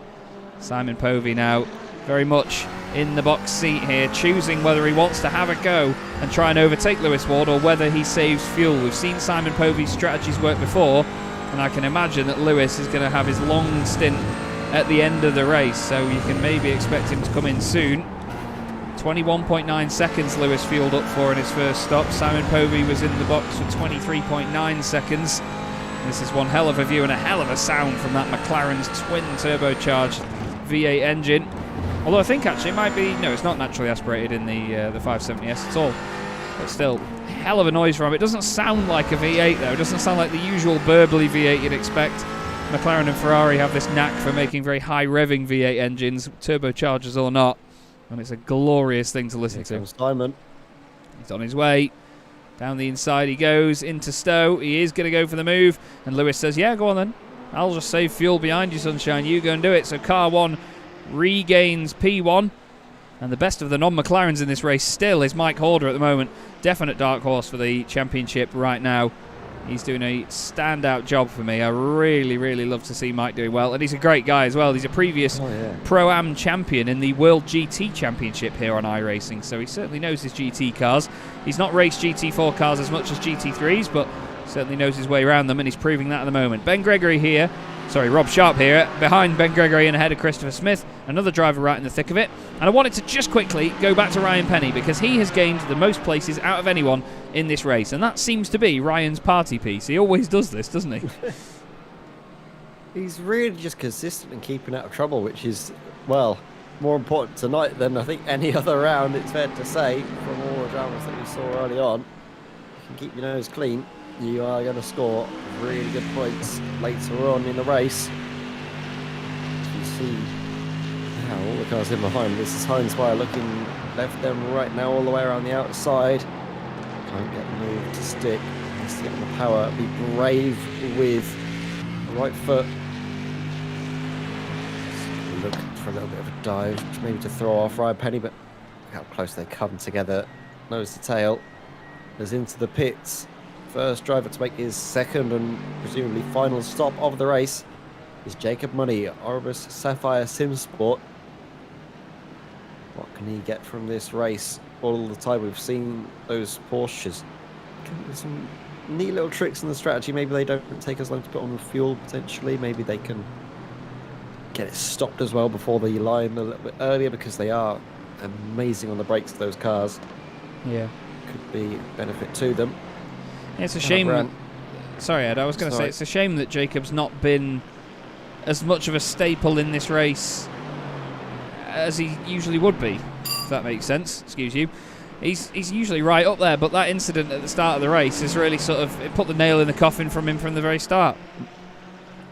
Yeah, really, didn't it? It's unfortunate because, like we said, we thought he might be a bit of a dark horse for a really good result. We were touching on that he showed great pace in qualifying, really good pace as well in practice, but it just didn't quite come to fruition with that lap 1 incident. But he's fought back brilliantly, you have to say, as did Matthias Tem. Started up in 7th place, involved in that lap 1 incident. Arguably, some might say it was the cause, but for me, I think it was just one of those things, racing in towards turn 1 with so many close cars. As we see Simon Povey and Lewis Ward, you know, you say that Lewis Ward looks like he's just happy to sit behind. I don't think he is, you know, Chaz. I think these two are properly going at it. And it's all about just racing each other. That's the key thing. It's all about fighting on track. for the positions rather than trying any smart gamesmanship, because if you get too focused on the strategy battle, you lose sight of the actual race itself, and you can also almost kneecap yourself by trying to be too clever. Yeah, that's it. You can go overboard with it very, very quickly. And we've seen drivers do it before, both you and I, in many a championship, many a situation. And right now, it's safe to say that Lewis Ward is definitely delivering on the promise that we saw last season when he did just a couple of rounds. He was definitely one of the fastest drivers in the series. And we all speculated on what he would be like to get, well, if we got him in for a full season. And right now, it's great to see that he is living up to that. He's all over the back of Simon Povey right now. Battle of the Titans. Look at the lighting here as well at Silverstone. And I love this part of the day when it's the twilight. You've got the sky still glowing slightly golden. It's just getting darker, but you can see the illumination of the headlights onto the cars ahead. I absolutely love it. So you can see on the rear wing there, champions of less effort, but Simon Povey's had to put a huge amount of elbow grease into this race, and you might need a little bit more as Lewis Ward comes into the pits and leaves Simon Povey on his lonesome up at the front of the field. Another key moment in this race is about to unfold as through goes Simon Povey all by himself, and Lewis Ward coming into the pits. This is going to be the pivotal moment, like you say. Absolutely right, Ed. There's going to be plenty of people now biting their nails, wondering what's going to happen. Mydas Simulations continues to move back up the order as he now goes down the inside of Mark Johnson. I imagine one of these guys will at least pit, and Mark is going to be that driver. Mydas Simulations did pit a lap later on the previous stint as well. Dan McCauley stayed out. Mike Horder has stayed out. Gary Toll still going, by the way. Still in 5th place. He's got a few seconds ahead to Lewis Ward, who's actually just going to come out of the pits now, so he could be able to do a big favour for Simon Povey if he can hold up Lewis Ward. This will be massive if he can. Now, he's not going to do it in an unsportsmanlike way, but of course he's not going to make this easy for Lewis Ward to get back through. Now, that could be the pivotal moment that we were mentioning, Ed. This could be huge, and is it going to be almost a repeat of what we saw at the first round of the championship when Lewis Ward pit early, came out into some unfortunate traffic that really completely took out his chances of a good result of a race victory. Who knows? Right behind Gary Toll is Lewis Ward, the driver that has led the most laps so far of this race here tonight. But he might find himself too far back from Simon Povey after the pit stops, because Simon Povey was a lot quicker on their last phase of pit stops as well. Seems to just judge getting it stopped in time, and he's getting the car to pick up from stationary as well a little bit better. You'll see. This is going to be big now, as I think we just saw a little bit of a slow run out of the corner there from Gary Toll. They are fighting side by side. I was right, they were going to be close in towards Maggots and Beckett's. And this is not going to be doing Lewis Ward any favours whatsoever. He's going to be focusing on the corner exit here. He's going to get a good one. Needs to be a good one as well to get ahead up in towards Stowe. Even if it's just the one lap that Gary Toll can help can help Simon with, and it's going to be an important one. Simon Povey's carried on as well, by the way. He's not come into the pits yet, so he's done another extra lap on top of whatever Lewis can do, who is climbing around all over the back of the Sponsex CDM Esports McLaren. It's not the only one he's been climbing around on either this race. Down the inside on the brakes goes Lewis Ward. He is going to be fired up right now and ready to take the fight. He's going to need to get away from Gary Toll as well right now, and that's not easy in itself. We know that Gary's really quick. He's been right up there in the championship in the past. He's just not having the season to remember so far. We can't compare lap times here, Chaz, because obviously this was an outlap from Lewis Ward from the pits. But Sector 2, Lewis Ward was, well, a couple tenths slower than Simon Povey. Sector 3, a tenth off. Sector 4, 4 tenths off Simon Povey. And Sector 5, 3 tenths off Simon Povey. So that is, trying to work out maths-wise, well, what, 7 tenths, 9 tenths or whatever that Lewis Ward has just lost over that last lap. That could be absolutely gargantuan in terms of the finishing positions come the end of this race. Simon Povey he's going to be thanking his teammate at the end of the race no matter what happens, because he's done a great job for him. But now can Simon just bring it home and really capitalise on this advantage that he's been given by Gary Tall.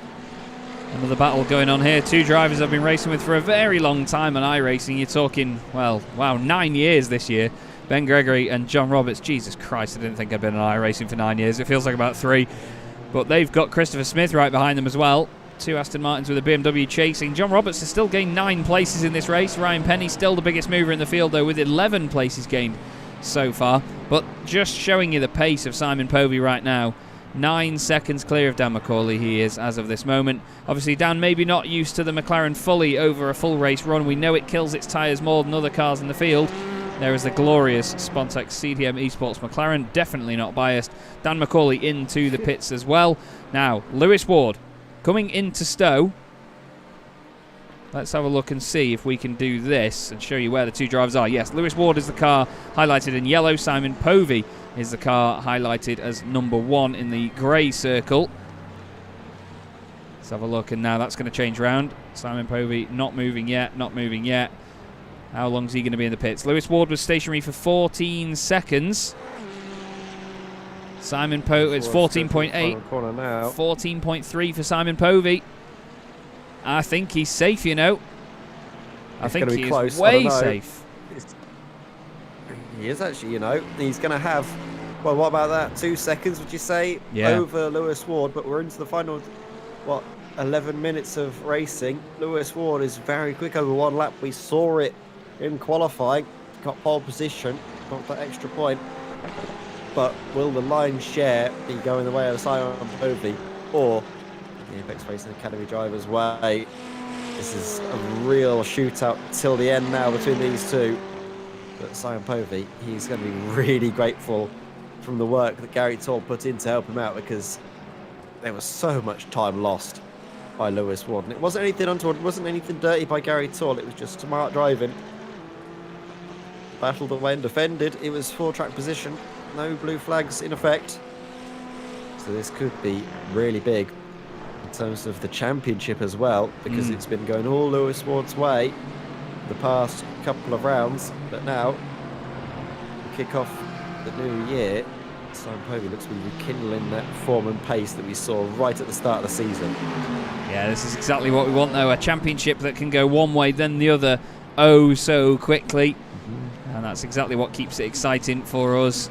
Spectators, broadcasters, commentators, everyone involved, and even the drivers as well. You know, they love it. They absolutely adore the challenge, and that's why we're all here. You know, we all love motor racing. We're all here to do it in a virtual sense. And when we have a very realistic championship fight that goes one way then the other, thanks to just the way that the cookie crumbles in motorsport, it is oh so excellent to enjoy, and we will love it all the way through. Don't forget, everybody, this is only round 4 of the Sim Racing Magazine GT4 Challenge's 2nd season. We've got 10 rounds of this championship, so we're not even halfway through the season yet, and we are well on our way.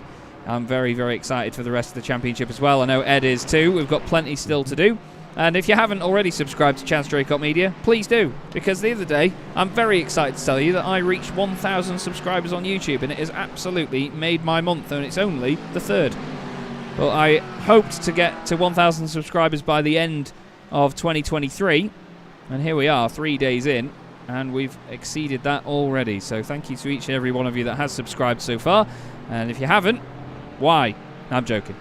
You can if you want to, I'm not going to force you to. Anyway, someone that's hopefully going to be forcing someone else to do something right now is Mark Johnson forcing Matthias Tem into a mistake. That's for their sake, as Lewis Ward. Oh, Simon, was that Simon Povey with a big incident? Oh no. Oh man, Ralph Mayer was trying to get out of Lewis's way. He stopped the car, he carries on, but then Lewis gets to the apex and there's contact. Well, I saw another car off the road. It looked like a Spontex McLaren, but no, it doesn't look like Gary Tall or anybody's gone off. No. I'll have a look and see if Gary Tall was about, but no, he was. No, I thought I saw another car off the road, but that could have been.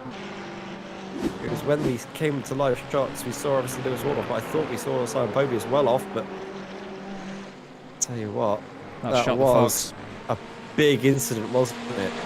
he just has the championship. Yeah, indeed. In terms of this race tonight. Yeah, in terms of incident scale, it wasn't a big incident, but in terms of the overall big picture, it was a big incident. Yeah, I like that. Yeah. I mean, in terms of position as well, Lewis didn't lose any positions from it, but he's lost the chance of taking home a race victory, a third race victory on the bounce as well. Which I can tell you, it's great to get a hat-trick, but then all of a sudden it becomes a lot harder to keep on repeating that feat. And astonishingly as well, Simon Povey, from the races that he's been able to attend this season, he's either won or come second. Yeah, that's very Ward true. has been a little bit more all over the place, but he's still finished on the podium 100% of the time, finishing third in the first round of the season. Then obviously back-to-back victories, Sebring and Daytona. Finds himself now in second, likely to finish in second here tonight. I wouldn't imagine Dan McCauley is going to be wanting or feeling the need to probably scrap away. He's happy with his best result of the season in third. In terms of just average finishing position and win percentage so far this season, it's looking very good for Simon Povey so far. He's going to obviously kick off the new year exactly the way he was hoping to. He kicked off the season with a victory. He's going to kick off the new year with one as well.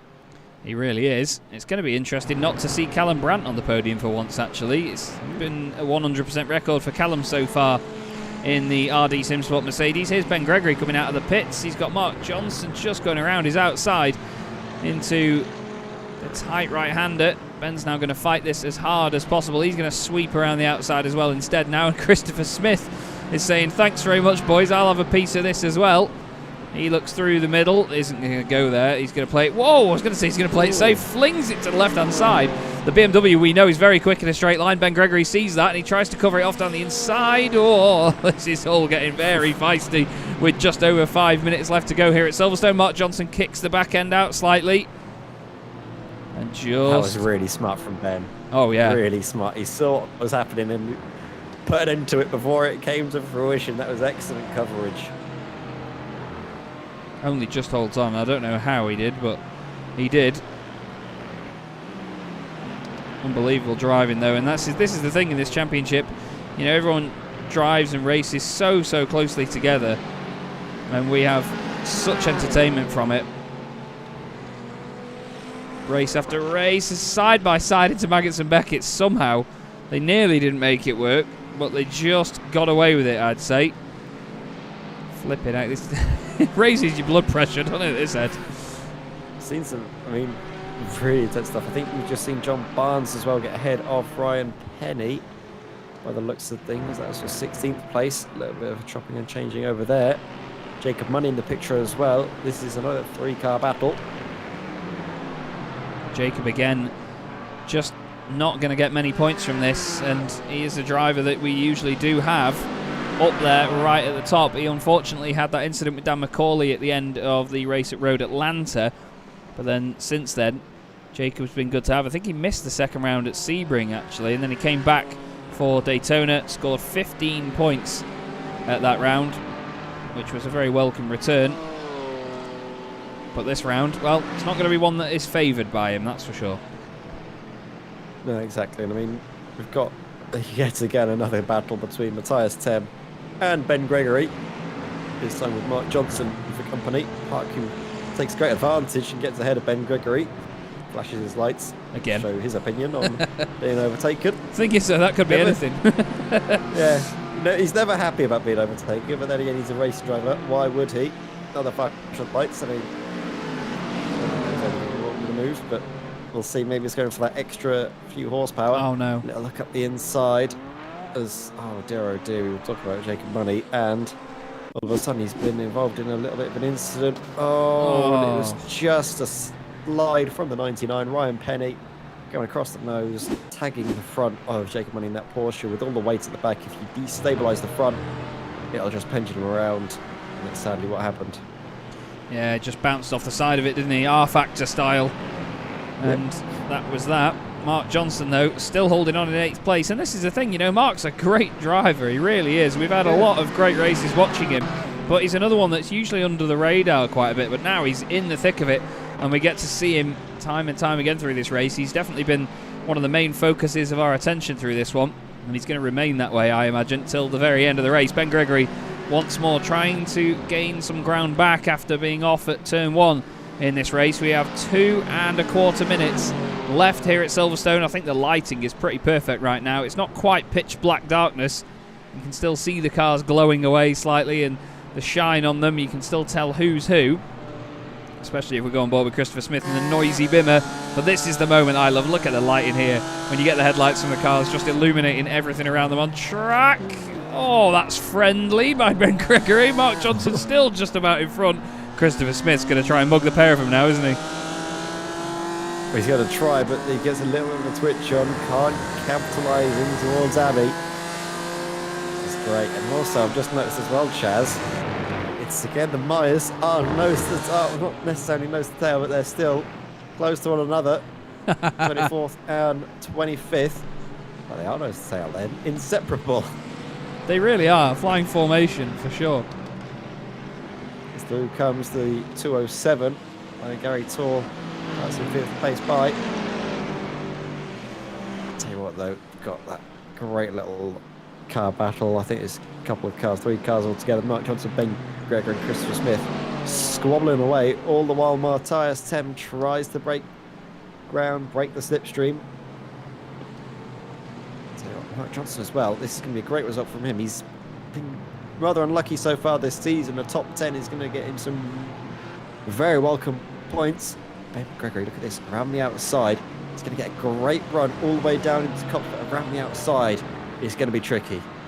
Certainly is. I feel like we should watch this from Christopher Smith's point of view, because he's definitely in the front row seat here to keep an eye on this. Look at them both, very hesitant round cops, and Christopher just cannot quite take advantage of it. They're going to go to Maggots and Beckett side by side, and that's going to scare me a lot and upset me as a league admin. Oh, please don't. Mark Johnson down the inside. Oh, it sounded like one of them was spinning out there. You could definitely hear the tyres scrubbing. Oh my goodness me. Yep, exactly, Ed.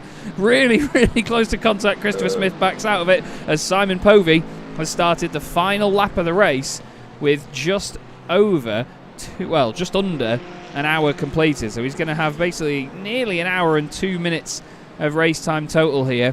He's got 9.5 seconds over Lewis Ward, who's about 1.5 seconds clear of his teammate Dan McCauley, and it is looking like the first time this season that we're not going to have this man. That's Callum Brandt there in the darkness. It's going to be the first time that we're not going to have Callum Brandt on the podium, which is a big shame. Yeah, I'll tell you what though, I'm glad we don't have face cam on this, because the amount of chins I just had as I grimaced and sort of just pulled my head backwards and into the neck, it was... Oh, it probably had the same amount that I normally do sat up. That was, I mean, it was a real just hold your breath and pray moment as we saw the two of them so close together, Mark Johnson and Christopher Smith. Ben Gregory would have been clearing away if they did come together, but for now he just needs to hang on for yet one more lap as the look at this. I mean, the BMW's in the great position to watch all of this, but look at the two Astons just squabbling away. Makes a mess though of the loop, and that's going to really allow Christopher Smith back into the pitch potentially.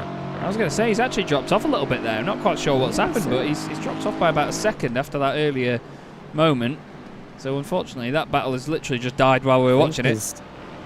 I think he took his foot off the accelerator, just his life was flashing before his eyes. He had to sort of just calm down, take a few deep breaths, and why wouldn't you when you come that close to contact and, well, being killed, should we say, through Maggots and Beckett's? You just got to think, all right, I'll take a deep breath and just take what I've got at the moment, which is a top 10 finish. And the man that's going to get the top spot finish is going to be the driver that won the very first race of the season. It's Car 1 P1 reigning champion Simon Povey, who rounds the final corner at Silverstone and wins round 4 of the Sim Racing Magazine GT4 Challenge. The first race in 2023 goes away as Spontex CDM Esports. What a time for Chaz to realise he had the countdown timer going the wrong way. Lewis Ward in second place. Still a strong result for Lewis. He won't be too disheartened by that. Dan McCauley in third, his first podium of the season and his best result. Very well done indeed. Mike Horner is another 13 seconds back, but again, more consistent points for him And can we get a round of applause? Gary Tall, the man that's had absolutely no luck this season. He's had incidents, he's had spins, he's had technical issues, he's had VR problems. All sorts have plagued this man, but he has cracked on and he finally gets his top 5 finish to get his campaign underway in terms of points. Well done to Gary Tall. Callum Brandt finishes in 6th position. Matthias Tem is going to be 7th. Ben Gregory 8th. Mark Johnson is just about in 9th. And Christopher Smith is going to round out your top 10. Once more though, Ed, I am thoroughly entertained. Are you? Oh, absolutely. It's been brilliant racing so far tonight. Spontex CDM Esports take the race victory, and also the team's victory tonight with the 25-point deduction tonight for Dan McCauley, and therefore Apex Racing Academy for changing cars over from the Aston Martin to the McLaren. We'll see Spontex CDM Esports claw back some ground in this championship fight. And also Cyber be clawing back some ground in the Drivers' Championship as well. Kicking off the new year the way he kicked off the season, with a win. Absolutely. We've still got drivers crossing the line as well. Jacob Money here finishing in 18th.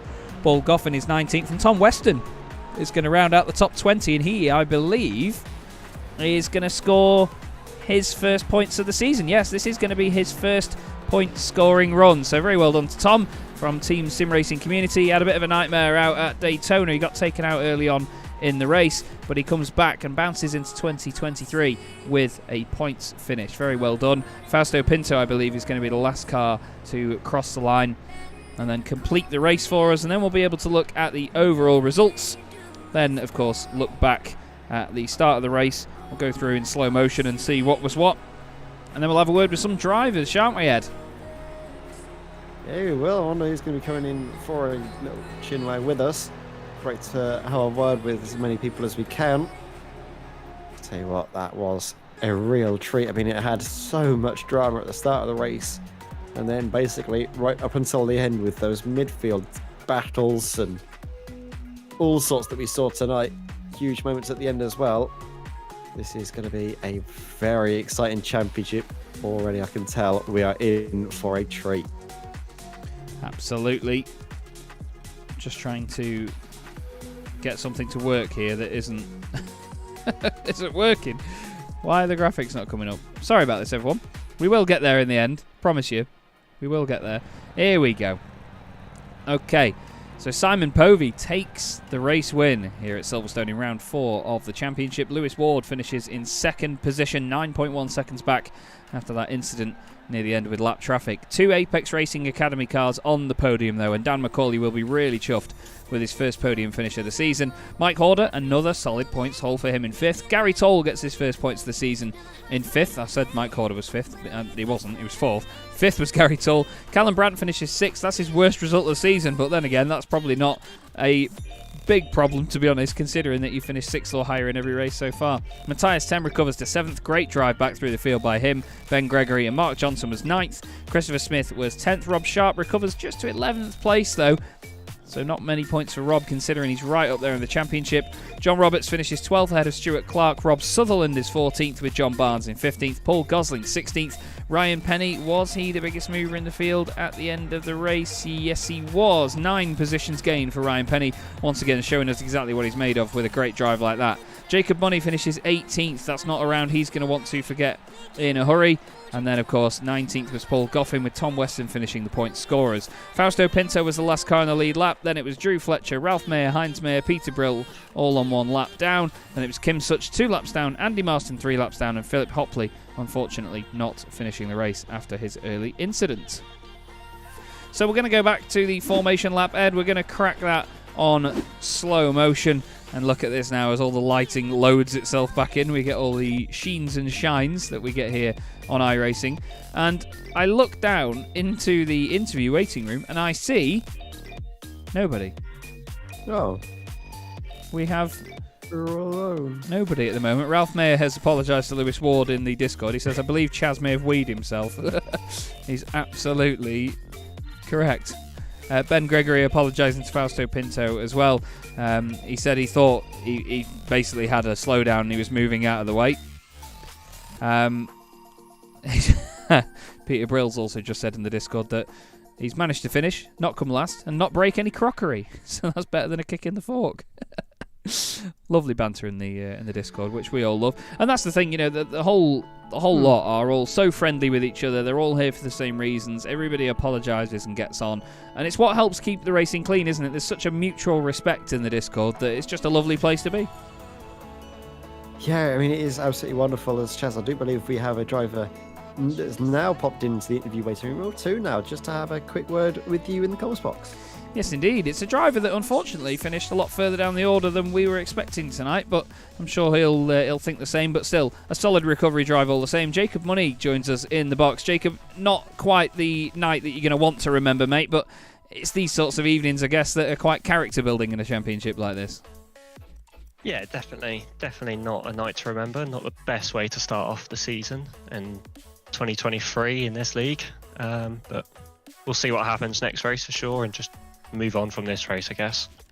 And that's it, you have to just take each round as it comes, unfortunately, and push on as you can. But how did the Porsche feel tonight here around there? Because, I mean, it looked good. It looked very good on the brakes. Me and Ed have always been complimenting the car on the brakes, but especially here at Silverstone with a lot of the really heavy braking zones, it seemed to be quite well dialed in. Did it feel like that behind the wheel? Yeah, it was a bit understeery. Definitely had to turn a bit more than I wanted to for a lot of the corners, but I think that might have been the same for most cars out on track tonight. Yeah, besides that, the brakes were definitely the best bit about the car, I could say for a fact. The straight line speed wasn't the best again, but no, the car wasn't too bad overall. Just managed what I had, really. Well, I'll tell you, if the brakes are probably one of the best bits, the livery's not bad either, I can tell you that. It certainly looks awesome as ever. And is there any sort of extra added inspiration from teaming up with the one and only Rob Sharp? I know both of you didn't quite have a night to remember, but surely you must be quite optimistic about the team's championship going forward. Yeah, I mean, moving past this round, I think the two of us together can definitely get some good points and see where we can put the two most competitive Porsches in the championship, hopefully somewhere high. But yeah, it was an unfortunate start for both of us. I think as he rejoined, he took me out, so bit unfortunate, but yeah, could have been worse. Well, we hope it continues to improve, of course, Jacob, as the season goes on. It's definitely going to be a season of up and downs for a lot of drivers. It just seems like you've had a few downs early on, I'm afraid. But we go to Spa-Francorchamps next time out to finish the first half of the season. Is that a circuit you enjoy? Well, I thought I enjoyed Silverstone, so we'll wait and see. Fair enough. I love the honesty, mate. Well, anyone you want to give a quick thanks to while we've got you in the box, mate? Probably just Martin Pearson and Thomas Johnson. They were just chatting to me throughout the race. Well, thank you very much for joining us, Jacob. A pleasure as always. Enjoy the rest of your evening, and we'll see you at Spa. No problem. Cheers. Cheers. I love it, Ed, when drivers just say it how it is, and Jacob Money is one of those drivers. But, that's, again, another thing we have to respect is the fact that these drivers, they sometimes have a night that's just a bad evening for them. It doesn't really help their championship. They'll have an incident and whatever, but they'll still come and have a chat to us. They'll still look at it in a positive light, even in a neutral light, and they'll just come and speak to us and tell us how it went. And it's full, true media professionalism, because as a real world racing driver, you get media trained and you have to speak to people whether it's gone good or whether it's gone bad. And Jacob came to us tonight even though his evening didn't go great, and we have to respect that, don't we? Yeah, I mean, absolutely. I mean, it does give us a great little window into the drivers and everything, and the way they feel after those high highs, and also we don't really, like you say, just get to see them with their low lows. They come in of their own volition, and to be fair, huge credit to them. Absolutely. And a driver that certainly had the other end of the stick this evening that's going to join us in the commentary box is Dan McCauley. Dan, your first podium in your first race in the McLaren certainly paid off the change. Yeah, it's like a totally different class now, to be honest. The car felt way better. And what was the sort of main strength that you found about it around here at Silverstone? Because it certainly looked like you were a lot more confident to push it, maybe, compared to how the Aston Martin was previously. Because we all know that car, well, it can be a bit of a pig, can't it? It's a lot easier if you go a little bit too deep on the brakes in the Aston. I feel like it wants to rotate on you. Yeah. Whereas with the McLaren, you just wash it a little bit wide, but because of the extra torque it's got, you can kind of get away with it. So in the first stint, although I was fuel saving more than what Simon and Lewis were, I could kind of stay within the pace just because the torque kind of kept you there. Yeah. If you can carry that little bit more speed in, so yeah, it's so it seems friendlier to drive, but harder to keep the tyres on it. So yeah, I suppose that's the only drawback of it. I was going to say that was something we were wondering about near the end of the race, because suddenly the pace from Simon he seemed to just edge away a little bit sort of after the pit stops, and then we wondered whether that was just down to not knowing exactly how the car is on a long run all of the time, whether the tyres were affecting that. Was that what was going on underneath? Well, I tried taking left-hand side tyres, and it kind of made the balance feel like I had one leg trying to walk on a tightrope, so every time you hit the brake it would jump into the ABS because of the difference across the axles, so it was a little bit tough to sort of recover from that. It came back at the end of the race due to both tyres wearing even, but yeah, that was a mistake I won't be making again. Well, you learn. Every day's a school day, isn't it, mate? Yeah. Absolutely is. We go to Spa-Francorchamps next, though. That's well, it's a staple on pretty much any calendar that races around Europe, isn't it? But it's going to be a belter, I think, in GT4 cars. I think if Silverstone's anything to go by, then yeah, it's going to be a really good race. I think fuel saving will be a little bit easier at Spa, so I think the top 5 are going to be a lot closer than what we were here. So hopefully we get decent temperatures, and all the cars can keep the tyres on them as well as each other, and we have a good one, not just for the first stint, but the whole way through. Well, we look forward to it, mate. I know it's going to be a really good race regardless, so we obviously have our fingers crossed for you getting another podium as well, some more solid championship points to make up for the deficit, of course, for changing car, but that's why we do it at the end of the day, to see whether you can make that back up with any advantage you gain. Is there anyone you'd like to give a quick shout out to, mate? Just a big shout out to Lewis. I think with his performance, we almost gained the 25 points back on the RD Sim Sport guys, so hopefully we're pretty close in the team's championship again. Well, we are very excited to see how that championship fight goes on across the season. Dan, thanks once again for joining us, mate. Well done on the podium, and we'll see you at Spa. Catch you at Spa, guys. Thanks very much. Cheers. Well, Dan McCauley, as you can imagine, Ed, very, very high spirits after that one because of a solid points finish, making up the gap, of course, on RD Sim Sport, and, well, his first podium in the series as well. Yeah, absolutely, and you can't say it's not deserved. It was a really great drive from him. Sure, he didn't necessarily have the pace towards the end of the race, but if he was able, like you say, just to maybe get that strategy a little bit better, obviously that mistake with the tyres taking left-hand sides really did upset the balance, and we did notice the drop-off after that first pit stop was quite significant, so it's fair to say it's quite excitable to see what could happen later down the line for him. If he continues on this turn of pace, he'll certainly get more than just this podium tonight to be proud of come the end of the season. Well, we hope that you will all join us, of course, next time round at Spa-Francorchamps. It's going to be a hell of an evening. That's going to be on the 10th of January, a week from today, and that will be the final round in the first half of the season. I cannot believe that we are already reaching the halfway point, but it's going to be a really good night no matter what. Thank you once again for joining us this evening, everybody. Thank you once again to the wonderful Ed May for joining me in the commentary box, and to all of our drivers for putting on one hell of a show here in the Sim Racing Magazine GT4 Challenge. That's going to be all from us here on Chaz Draycott Media. Enjoy the rest of your night, everybody, and we will see you at Spa-Francorchamps in a week's time. Good night.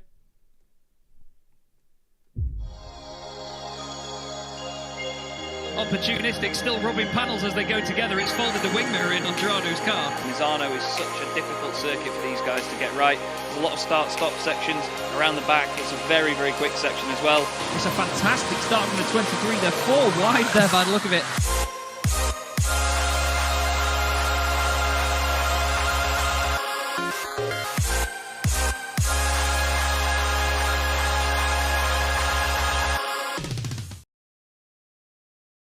Warning, the following video contains flashing imagery that may cause discomfort and or seizures for those with photosensitive epilepsy. Viewer discretion is advised.